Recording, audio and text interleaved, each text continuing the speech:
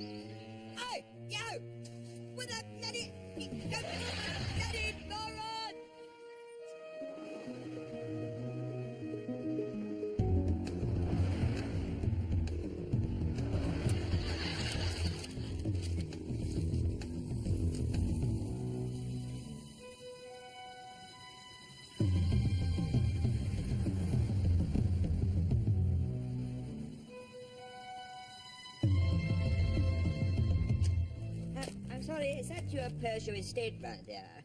Only I think your front fog lamps seem to be on for some reason.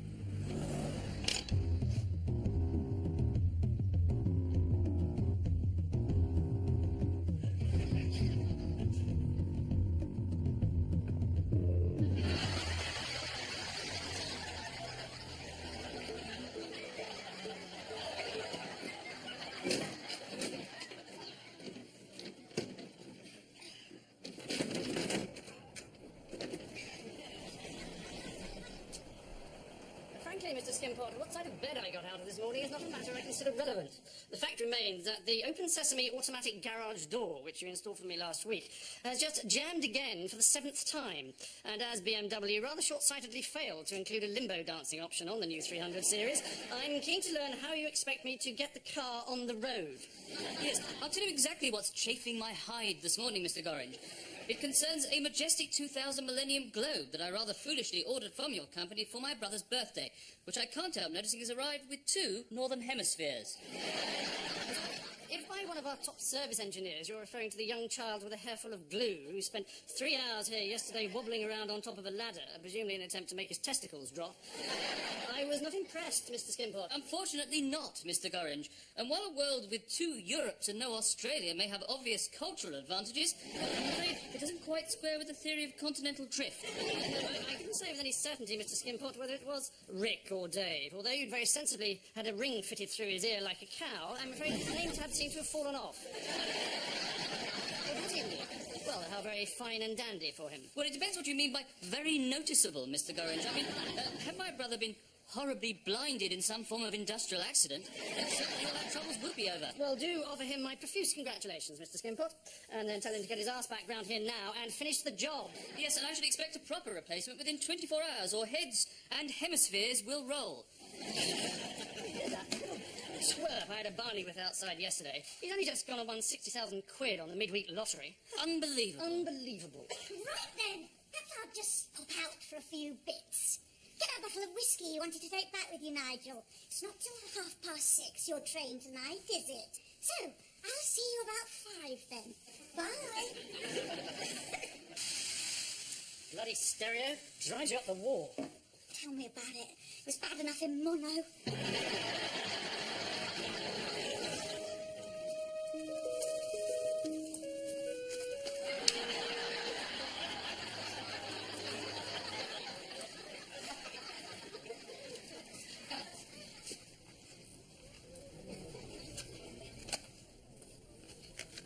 Morning, Mr. Meldrew. I'd get it in boots if I were you. What? The anusol. They'll charge the earth in places like this. Oh, I was just, No, I'm glad I've run into you, actually. Only I've been meaning for ages to give you this. It's the second prize in the Eczema Sufferers Tombola. You've got a ticket. Donated by Mrs. Cribbins from the dry cleaners. I gather it's quite a family heirloom. yes, it's It's her late husband's false beard. Never always had that chronic facial dermatitis. Now, she's had it all steam cleaned and everything, but be very sparing with the gum arabic. yeah, right. Bear that in mind. All set for the big day tomorrow? Oh, yes. They say it's one of the most traumatic events in your life, don't they? Moving house, but, oh, I don't know. There are far too many memories for me. Well, if I don't see you before you go, keep in touch and, well, I hope it all works out for you. Oh, well, thank you very much, Mr. Meldrew. That's very kind. And,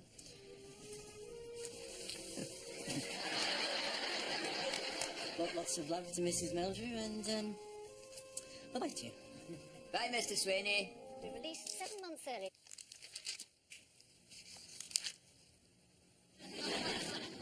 Our hinterland of the Chuck an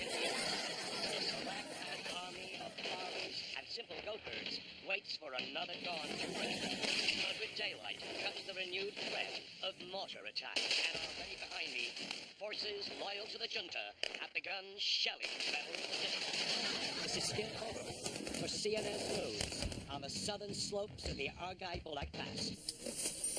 What's this supposed to be like? Any good? Depends if you like watching grown men take their clothes off.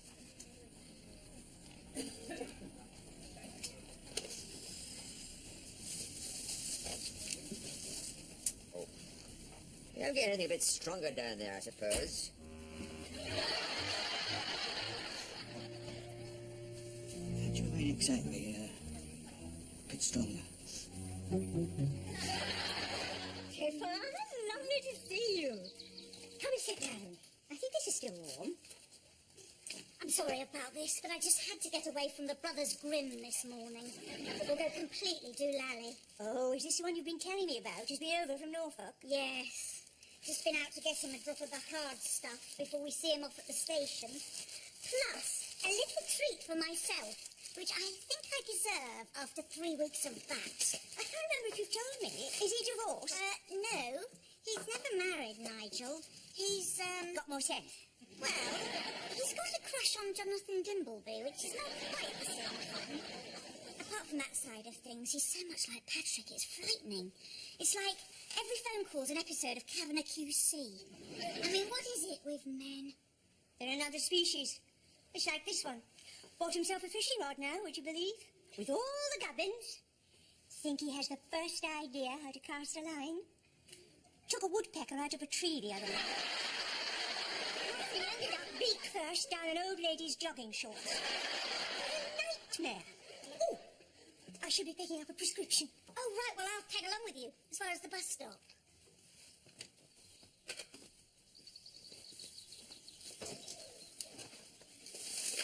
Oh, for God's sake.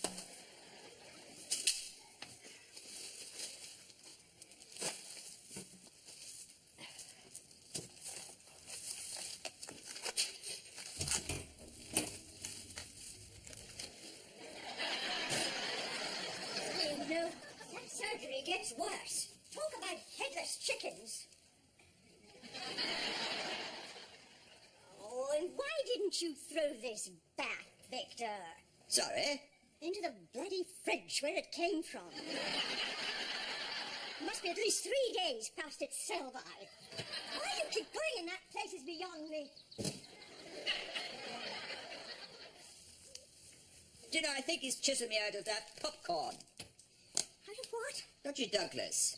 Said he had a nice bit of popcorn out the back if I fancied it to go with a video. Then he didn't put it in, if you please. Over that other bastard first thing, I just about had a day of it. Still, it'll all be good material for when I give my talk. Your dog? Why, a bunch of old dears would want to sit and listen to you moan and groan about everything under the sun. I can't imagine. Think your cousin Ira must be going soft in the head. P.S. Gladys sends her love and says, when are you going to come and give a little lecture to our Women's Institute? We are sure the gospel, according to Victor Meldrew, would be the highlight of their year. Exclamation mark. I'm thinking of basing it around a theme of evolution gone wrong. Neanderthal man did not, in fact, die out. He went to work for Sky Digital. Bloody performance we had with them. Oh, you'll now guess what I saw this morning on the news. An American reporter who looked just like Mr. Swain. It was incredible. I think the tape is still in there because I was watching it before Pippa came round. Says she's just about had a bellyful of it lately. What with Patrick's brother coming over to stay. Really? I didn't know he had one. Yes, gay apparently, but just like Patrick in every respect. I suppose it must just be coincidence, that other. But I thought, oh, what's this she's left behind? You mean they're completely identical? Sorry? Well, yes. Facially the spitting image. Wonder why I never said anything. Who? Patrick. What about? Perhaps they just try and steer clear of each other. I mean, if you've got a twin brother who's gay, it could lead to all sorts of mix-ups. Do you want to peel those potatoes while I get this pie on? Yeah, can do. What's this? Oh, I don't know. Some video that Pippa left behind. Dwayne Spartacus and Mighty Joe Schlong. Mounted Police 5. Yes, I might sit and watch that after tea if there's nothing else. While you do the washing up.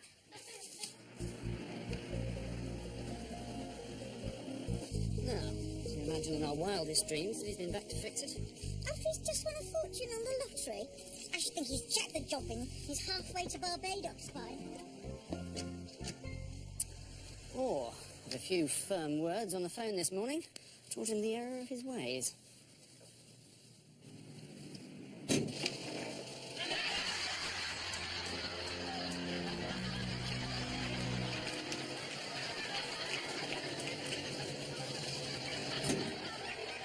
The little bastard, I'll kill him.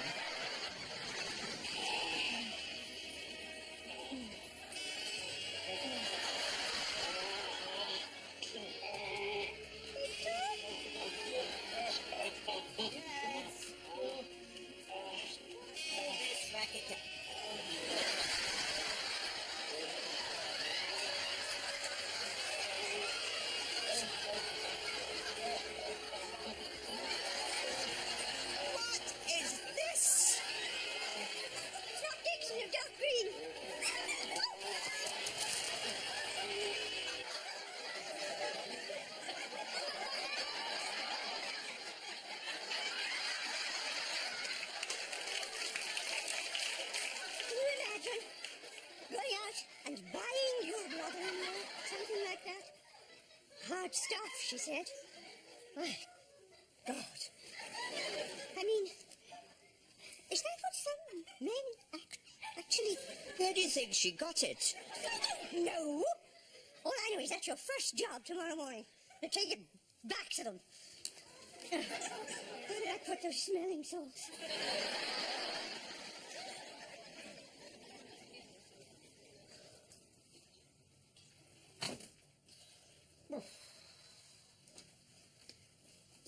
Oh, thanks for polishing off my Cabernet.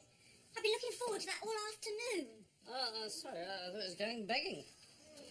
After all the upheaval today, I needed something to steady my nerves. What? No, I just suddenly felt a bit clogged up. Some reason? Just look at that. You've done everything but set the bloody cork. Where is the cork, anyway?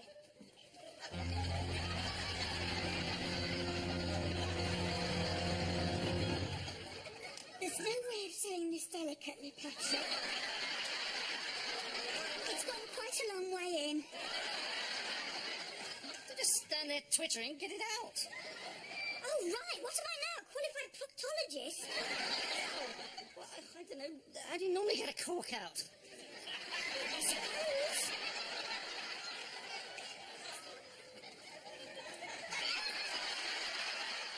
That one, you witless woman? The one in a drawer that we take on holiday. How's that going to work?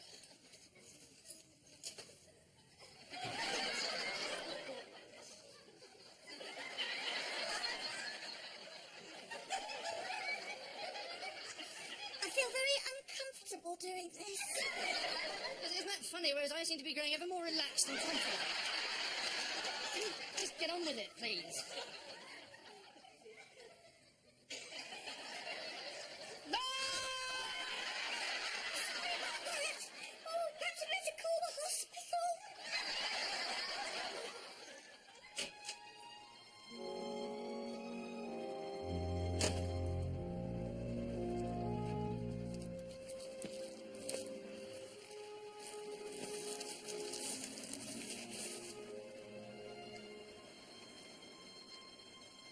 Morning, Mr. Meldrew. Nice and early.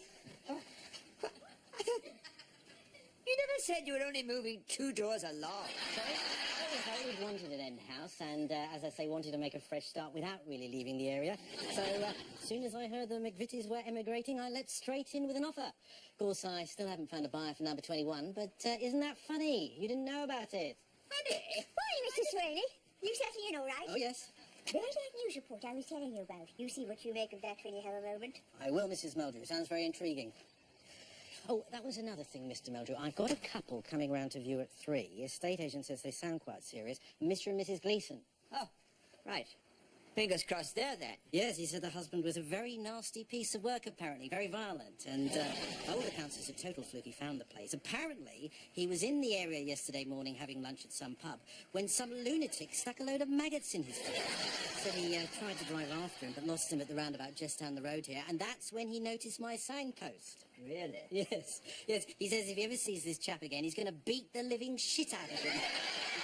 Never heard such language. But anyway, I'll bring him round later so you two can get to know each other. I'm sure he's not as bad as he sounds. See you later then, Mr. Meldrew. There's no need to go through all that trouble, Mrs.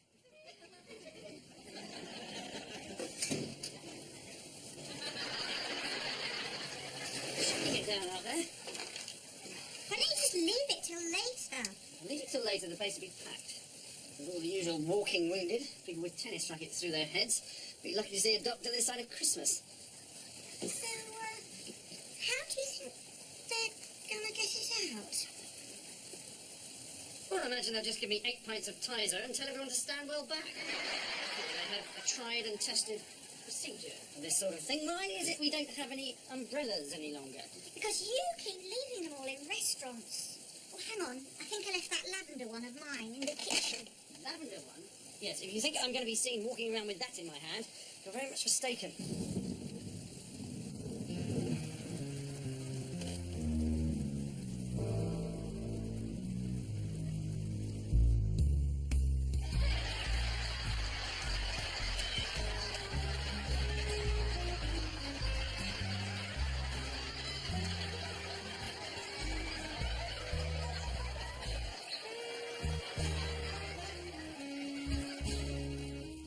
Excuse me, we've never met before. My name's Melvin. I'm a friend of your sister-in-law's.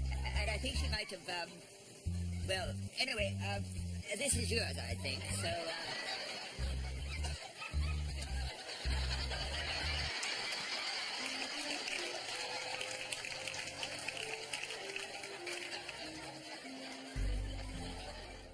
A ragtag army of farmers and simple goatherds waits for another dawn to break.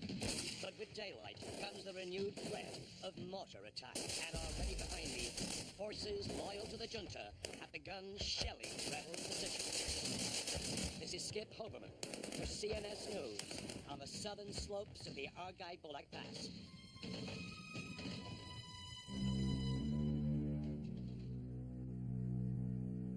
Yes, well, if you want to know about pubs, the man to ask is probably my husband, who should be home. Oh, talk of the devil.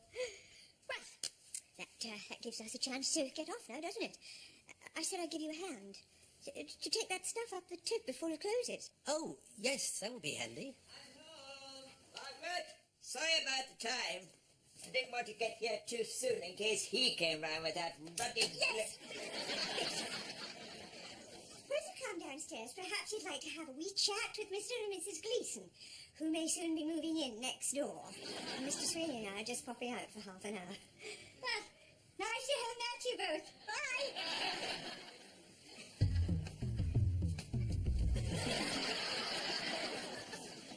Now, I'm not saying he will get out, but if he does, you don't let him know you're frightened, okay? That's the worst thing you can do to a pit bull, that is.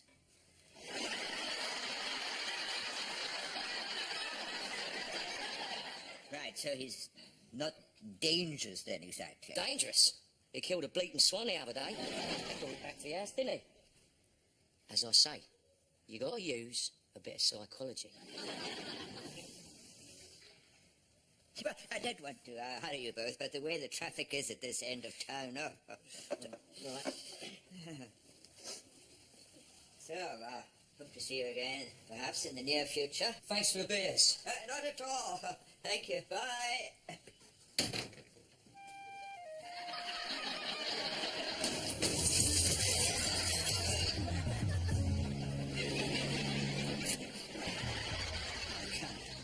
So you like the taste of worms?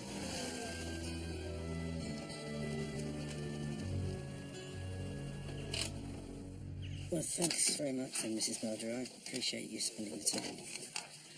Yes, I'm surprised at how much junk you do accumulate over the years. It's really been well. I think we could clear out ourselves one of these days, if it comes to that. All right, Mr. Sweeney. I thought you'd be all chipper today with the new house and everything. Oh, yeah, well, of course I am. I suppose. It's ever since I gave you that tape to watch. That man, he wasn't anyone he wasn't a relative or anything. Oh, no. It's just a bit of a shock to the system, something like that. As if, I don't know, someone was taunting me with a glimpse of the man I should have been. It's hard to imagine Skip Herberman living at home with his mother for 40 years running tombolas. Like an overgrown Boy Scout.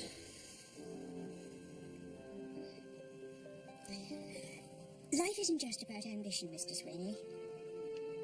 Just earning the respect of others as a decent and gentle human being is enough for anyone to be proud of. Oh, yeah. I've certainly wheeled a lot of old ladies about, Mrs. Meldrew. But who's going to wheel me about?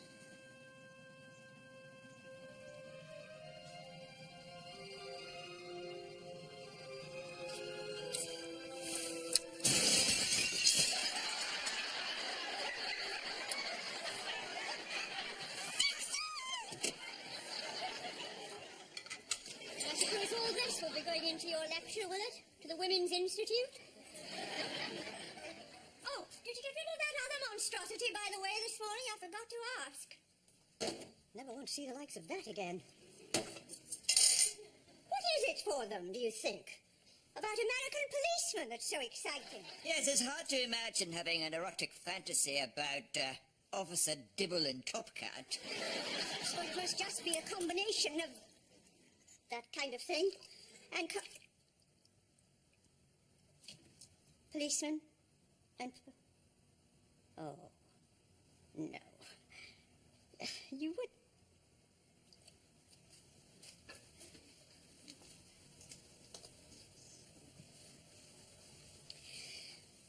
Yesterday afternoon, when you bought that stuff from Dodgy Douglas... Yes? He said he had some nice popcorn out the back if you fancied it. Yes? And you said... Go! God, Victor! What? What have I done now? That tape didn't come out of Pippa's bag in there at all. It must have fallen out of yours. How could it come out of my bag? Because when you came out of that shop yesterday afternoon, you came out with a video of cop porn. As if that wasn't bad enough, we've just handed it over to... What are they going to think?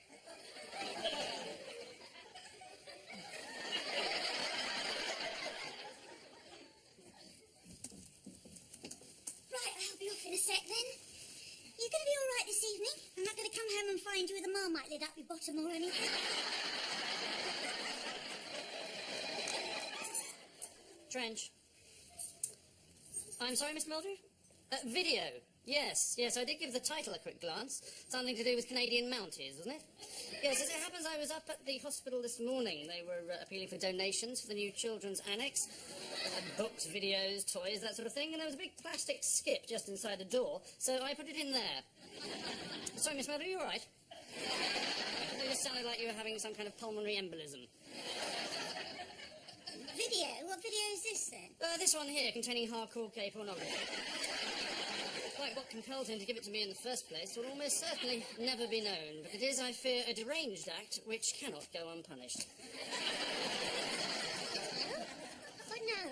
It's in a bin at the Charterers General. And that casualty closes at 8. The cases are passed on to the Bedford. Well, we can't just leave it there. No. We certainly can't.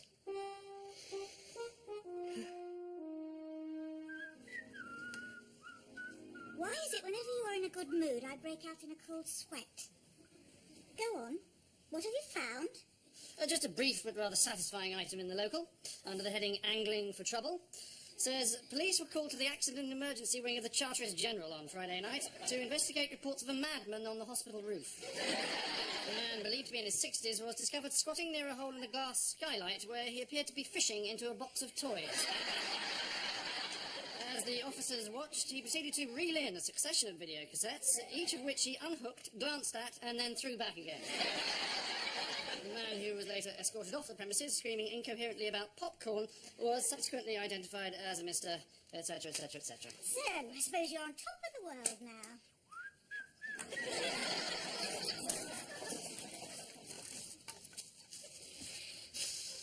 Look at this. I sent a pocket calculator away to be repaired. And they come back and all this lot. I've just been talking to Mr. Swaney out there. He's in a good mood. Apparently that Skip Hoberman's just been blown up by a landmine. He's taken it as a sign you're better off not trying to be a hero. I mean, this is the ultimate proof, isn't it, that we are descended from apes? Polystyrene. Bloody stuff. What are you supposed to do with it? You can't fold it, you can't squash it, you can't bend it. Don't stop. Oh, stop that. Look at that white glob. You're stuck in the carpet like dandruff. If you must do that, take it outside. Now then, I know what this would be. Cousin Ivor dropped him a line to ask him when he wanted me to give my talk.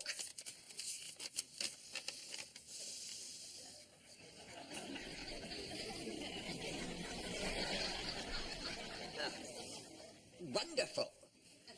Well, that's that then. Why, what did he say? Dear Victor, thank you for your recent inquiry. Unfortunately, when we asked if you could address a meeting of the Women's Institute, we were not being entirely serious. Can you imagine, Gladys says, trying to sell tickets to a talk by Victor Meldrew? We wouldn't be able to pay people to come. Exclamation mark. Well, our best wishes and love to Margaret, Ivor.